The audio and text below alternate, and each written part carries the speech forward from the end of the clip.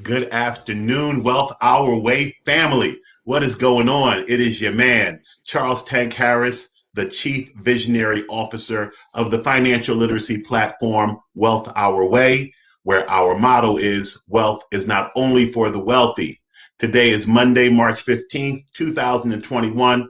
I'm just happy to be here, blessed to be here with everyone. I want to thank all of you guys who are live watching us broadcasting on Facebook right now, on YouTube, wherever you get this feed at. I also would like to give a special shout out to the village, to the Wealth Our Way family who tunes in and watches this pre-recorded overnight on the weekends, wherever you can get your 15-minute fix in. I thank you very, very much for attending. I thank you very, very much for coming and getting this information. Look, I am so just overwhelmed with so much to say today. It was a great weekend. You guys know I was off on Friday because I went to New England, took mom up there for her birthday, got a chance to see beautiful Providence, Rhode Island. What was it? Stonington Beach or Stonington Harbor, excuse me, Stonington Harbor, Connecticut, Boston. We were all over that place, socially distancing, masking, gloving, doing our thing. But, one of the things that hit me when I was away this weekend and looking at these beautiful areas was, I'm always thinking about Wealth Our Way. I live Wealth Our Way. But it was just very interesting to be in areas where people have so much privilege. I know we toss around the term privilege and associate it with a certain color of skin, but let's get off that for a minute and just think about economic privilege. Let's just think about the fact that, when I was growing up, I had a very, very close and dear friend, still my man to this day, my boy, Rob Costello. Rob Costello is a guy who has white color skin. We both grew up in Southwest Philly in the hood, and we both were fortunate enough to go to boarding school at a place called Girard College in Philadelphia. He went longer than I did. I was only there for a year and a half. Your boy Big Tank couldn't take boarding school. I had to dip on him. But one of the things that I learned at a very young age is that you cannot focus upon the color of someone's skin. The reality is that there is no race, and I don't want to get into a deep geography, or no, it's an anthropological explanation as to why there is no such thing as race. Race is just something that society made up. We all come from the same remains of a person, and we all have the same DNA, but we won't get into that today. We talk about the color of someone's skin, and we look around and we look as a people. People are so multifaceted because in one side of us, we desire to be close. We desire to be amongst each other. This whole pandemic has shown us that people are losing their minds behind not being able to be around other people and have human contact.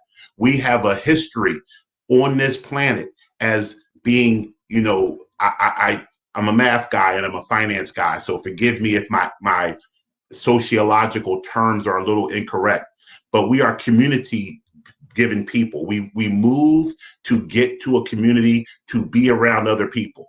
And then once we get there, what do we want to do? We want to find reasons to divide ourselves from other people. We want to say, oh, those are the white people. I don't deal with them. Those are the black people. I don't deal with them. Those are the AKAs. I don't deal with them. Those are the football players. I don't deal with them. We classify everybody, and then we find a reason to differentiate ourselves. And what I learned when I was in New England over the weekend is that there are so many areas that, coming from an inner city upbringing in an economically challenged household, that if not by the grace of God and the hard work of my mother, I would have never known any area outside of one square mile of where I was born. But fortunately, I was introduced to these other areas. And so now when I go places, like I was in New England, and I'm walking up Newbury Street in Boston, and I'm walking into the Richard Mille shop. Let me just say, I broke a lot of wild principles this weekend. And I'm so happy that the fast is here, because it's time to put the card down and turn the spending backwards a little bit. So we're going to definitely need this fast to close the month out with. But when I tell you, being up in that area, being around people who are used to things going a certain way economically, there's a whole different level of behavior. So what I'm going to do today, as we prepare for the financial fast, let me give you a little 2-day agenda. Today, I'm going to voice a couple of concerns that came up over the weekend that really support why Wealth Our Way is here, what our purpose is here. I want to kind of just take a second to, as they say in Clubhouse, reset the room. I'm going to reset the purpose of why we do what we do here. Tomorrow, we're going to have a full-blown agenda of what the financial fast looks like. And then on Wednesday, we're going to actually start the fast. The fast will start on the 17th and run through the 31st. It is a 2-week, 14-day fast. Yes, the fast will include the weekends, even though you don't hear from me over the weekend. We are going to, on Fridays of the fast, we're going to outline what the Saturday and Sunday exercises are, even though you guys won't be with me. Speaking of Clubhouse, I'm doing a Clubhouse room for Wealth Our Way. Last week I did an hour-long room on Tuesday night at 7 p.m. Eastern time. I'm going to change that to a 15-minute of finance session on Clubhouse every evening. So we'll have our 15 minutes of finance that we do here, 12:30 every day, and then we'll have a 15-minute Clubhouse session. It will be different. So for those of you who are on Clubhouse who want to slide through, check out the topics. I will have special guests. I'm going to be working with a lot of my professional athlete and entertainer clients, coming in, interviewing them, so to speak, covering different financial topics, and then also delving into things that will go above and beyond what we talk about here. It's a different audience, so to speak. So let me get back to something that really moved me over the weekend. I was waiting for my wife to finish working on her computer on Saturday morning before we headed to Boston from Connecticut. And I tell you guys, I watch very little television. And when I do watch television, I try to watch absolutely zero news. I'm one of those people who, from a very early age, the news was always crime, fire, death. It was always bad. So I just have chosen to not watch the news. And I also feel as though the news people don't do what they're supposed to do, which is deliver the news. They put their slant on the news. You're getting some bias when you hear it. And I just like straight information. So I'll read the news, but I won't watch the news. The last thing that I want to see on television is politics. I'm not a big political person. I've lost friends on Facebook because I wouldn't jump on the bandwagon of bashing one politician or supporting another one. I believe in the highest politician possible, and I believe in self-government. So I don't get into the Democrat, Republican, this, that politics stuff. Y'all have at it. With that being said, though, what I will say is I've been paying attention through conversations with my spouse, and also paying attention through various conversations that go on in social media about some of the voter suppression laws that are being proposed right now through the various states that can control, on the election side, states control the election. The government, the federal government, does not control the elections. The states are individually responsible for their own elections. And now, as a result of people who look more like me voting more than ever and changing states that historically were one way, changing them another way, all of a sudden now the rules have to change. Whenever you do too good at something, people will change the rules. Wilt Chamberlain used to dominate basketball. They changed the rules. They stopped him from dunking. They invented goaltending. They moved the lane and made it wider because he was just too dominant in his form. They did the same thing recently to Simone Biles. They changed the way they grade gymnastics. It's incredible that success will force people to change. Here's what I have to say to you guys. I will never be political. I am do-litical. Let me say that again. I will never be political. I am do-litical. I believe that money moves everything in this country. We are a society that has a government, but we are also a capitalistic, free form, free market society. And if you've ever watched The 13th, it's a great program. It's on Netflix. I learned that there is a small group of businesses in America, top-notch corporations that actually get together, they decide what they want to be the law, and then they lobby to the senators and the House representatives and Congress to make these things law. Why? Because they have this money.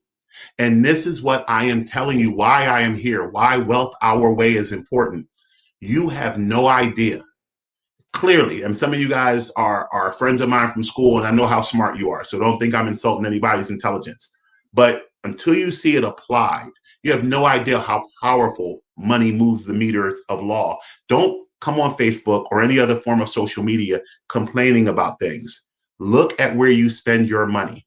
When the young man Mike Brown was killed in Missouri, the African-American Missouri football players refused to play their game that weekend until some changes happened.